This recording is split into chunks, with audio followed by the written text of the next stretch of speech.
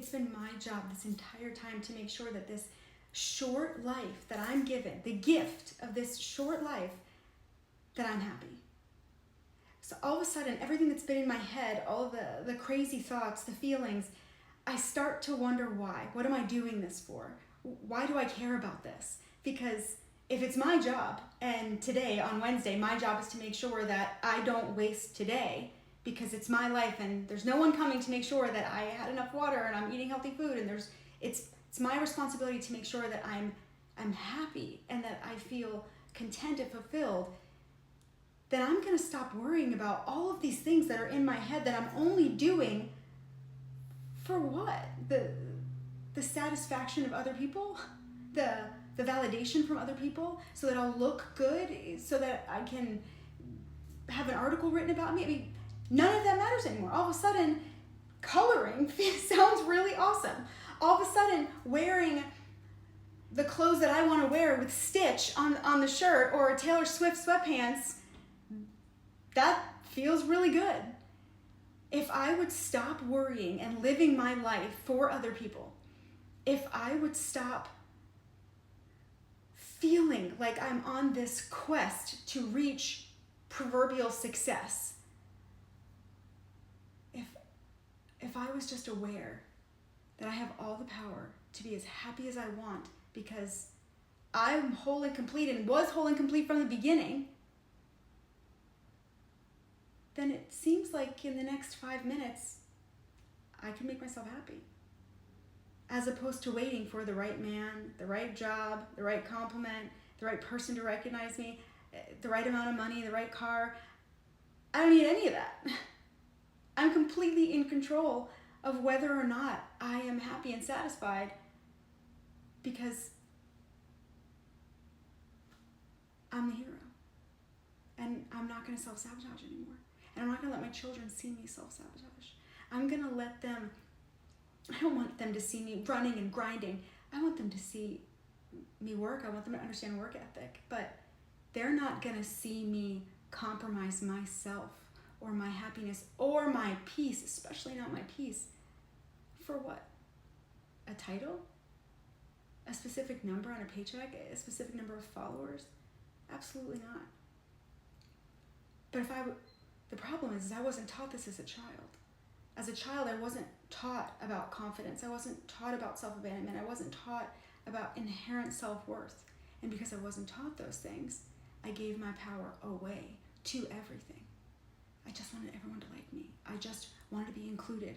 I just wanted to make sure that other people saw me, as if they didn't see me or notice me, then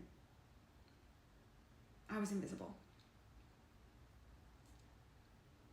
If we don't teach our children that they are whole and complete and they are worthy, then every time they start to feel crazy, every time they start to feel overwhelmed, they can't bring themselves back to center. They can't ground themselves because they feel like there must be something wrong with them, or there must be something, some dopamine from somewhere that they can get that will right the wrong feeling, as opposed to realizing that they have the power in any given moment to calm themselves down. They have the power to control how they feel, and that nothing that they feel is wrong, and that feelings aren't facts. But we're not teaching our kids any of this. We're not focused on mental health. We're not focused on having the harder conversations. And because of that, people are growing up without a sense of self.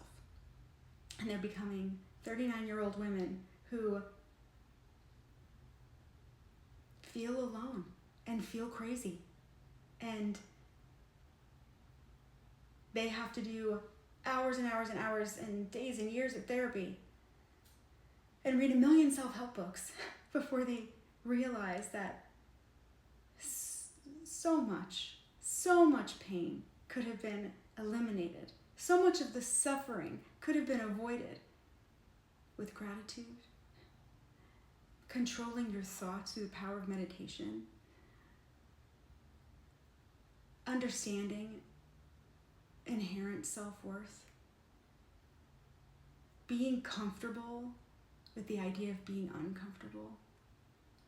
No is a complete sentence. Not everyone has to like you. You don't need approval. There's no right way to live life. No one is going to give you an A+ at the end of the day because you said the perfect thing. That doesn't exist. But for some reason, I think that if my house isn't decorated perfectly for Halloween, and if I'm not giving out the right candy, if I'm not posting the right pictures, if I'm not making sure that my kids are well-rounded and getting the right vitamins and vegetables, and should they learn another language, if I just take a step back and I'll realize that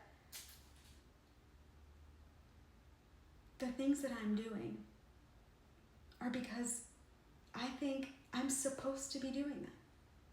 And I spend my life shitting all over myself instead of acknowledging that I don't have to do anything except enjoy life. I don't. So if I want to put on music and dance around in the middle of the day, then I should do that. And my kids should see me do it. And if someone says something unkind to me, if I have a strong sense of self and self-worth, it really shouldn't get to me, because I'm not giving away my power. And what somebody else says is not my business or my problem. And my kids should see that. They should see me be unaffected. But that's not what we're doing, and that's not what we're letting them see. We're getting triggered. We're getting wrapped around the axle. We're getting consumed with keeping up with the Joneses and doing the next big thing and making sure that we're living life right, which doesn't even make any sense. They're seeing us exhaust ourselves. And yeah, I mean, they're seeing us be happy here and there, but they see and hear so much more than what we intentionally say and do for the purposes of teaching them.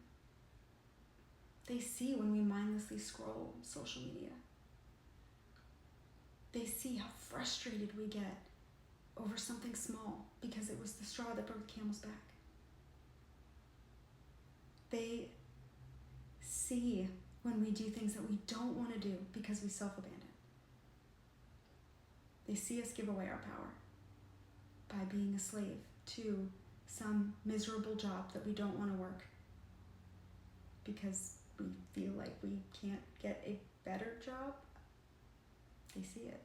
And then they grow up to be adults that feel like they have to live that way. They have to do what, I don't know, other people want them to do. So they morph themselves into adults who feel like they don't have any of the power or control. And instead, they feel crazy when they're going through the motions, but they're unhappy. And they'll wake up and say, but I have the expensive car, I have the house, I have the family.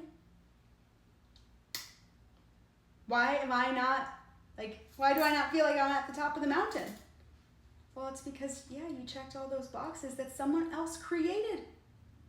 You didn't do anything to fill your soul. You don't feel fulfilled. You feel stifled, suffocated. You feel alone because all these thoughts are happening in your head because everybody else looks like they're happy.